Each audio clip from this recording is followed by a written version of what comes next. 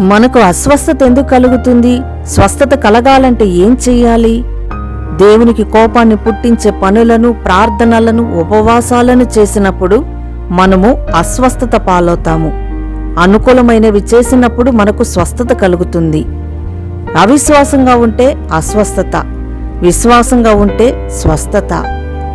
చేసిన పాపాలను కప్పుకుంటే అస్వస్థత, వాటిని ఒప్పుకుంటే స్వస్థత. అపవిత్రాత్మకు చోటిస్తే అస్వస్థత, పవిత్రాత్మకు చోటిస్తే స్వస్థత.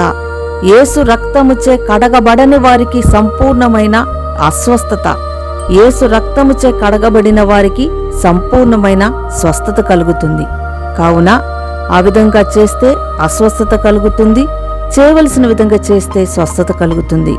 ప్రార్థన. తండ్రి, మాకు సంపూర్ణ స్వస్థత కలుగు నిమిత్తం నీ రక్తము చేత నడినెత్తి నిండా అరికాల వరకు మమ్మల్ని కడిగి సంపూర్ణ స్వస్థతను దయచేయమని నీ నామం పేరటే మనవిని వేడుతున్నాం తండ్రి. ఆమేన్.